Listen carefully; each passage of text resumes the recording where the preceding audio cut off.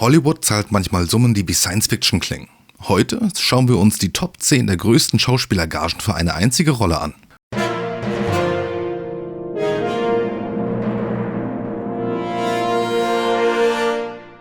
Und damit willkommen zurück bei eurem Binger. Wichtig vorab, oft sind die Gagen inklusive Gewinnbeteiligung, also dem in der Branche sogenannten Backend.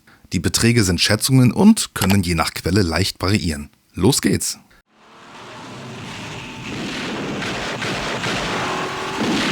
Jack is dead, my friend. You can call me Joker. Jack Nicholson in Tim Burtons Batman von 1989. Statt nur einer festen Gage hat Nicholson am Erfolg mitverdient. Mit Punkten am Umsatz und einem legendären Joker-Deal. Ergebnis: ungefähr $60 Millionen für diese ikonische Rolle. Ein früher Beweis dafür, wie mächtig Backend sein kann. You will help us find it. Put your hands down, will you? You're embarrassing us. Harrison Ford in Indiana Jones and the Kingdom of the Crystal Skull aus 2008. Ford erhielt ein Gesamtpaket, das mit Spielberg und Lucas abgestimmt war, inklusive Beteiligung. Nostalgie, eine starke Marke und weltweites Interesse machten es möglich. Rund $65 Millionen für den Mann mit Hut und Peitsche.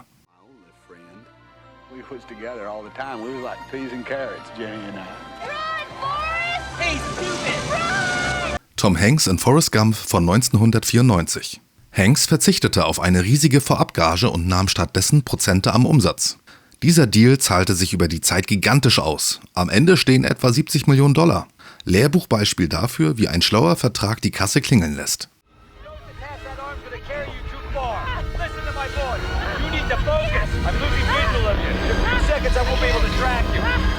Sandra Bullock in Gravity von 2013. Bullock kombinierte eine hohe Gage mit einer Beteiligung am Boxoffice.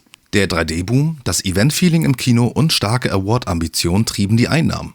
Über $70 Millionen für eine One-Woman-Space-Mission, die das Publikum weltweit gefesselt hat.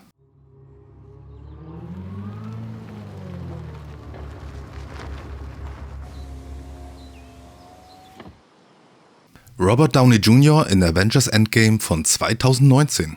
Als Herz und Gesicht des MCU spiegelt sein Deal die enorme Bedeutung seiner Figur wider.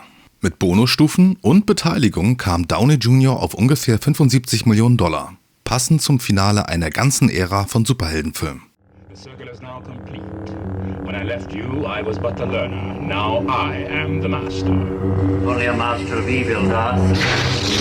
Alec Guinness in Star Wars von 1977.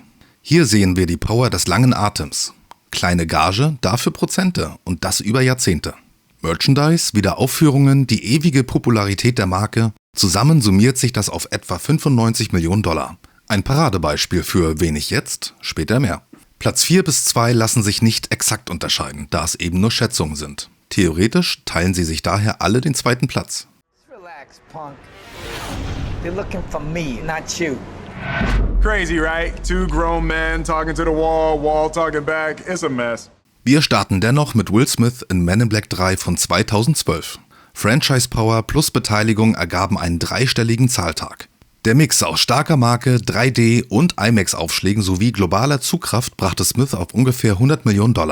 Ein klassischer Comeback-Erfolg einer beliebten Reihe.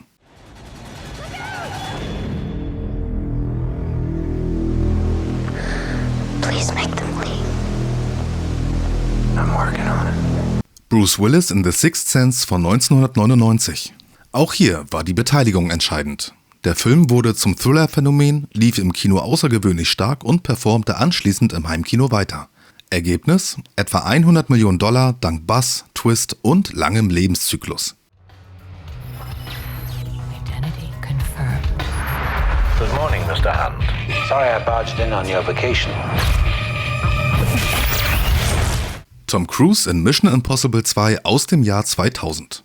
Cruise war nicht nur der Star, sondern auch Produzent und kassierte entsprechend mit. Die große Beteiligung am Franchise, globaler Erfolg und langlebige Auswertung sorgten für ungefähr $100 Millionen. Ein Modell, das er später ähnlich erfolgreich wiederholte. There is only one way to save our city. Neo. Keanu Reeves mit dem Doppeldeal. The Matrix Reloaded und The Matrix Revolutions. back-to-back gedreht und 2003 veröffentlicht.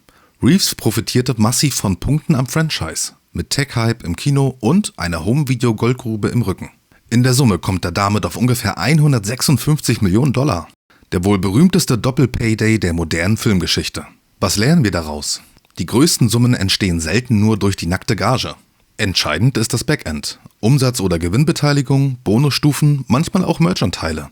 Wer das Risiko mitträgt und an den langfristigen Erfolg glaubt, kann später überproportional profitieren. Welche Zahl hat dich am meisten umgehauen? Schreib es mir in die Kommentare.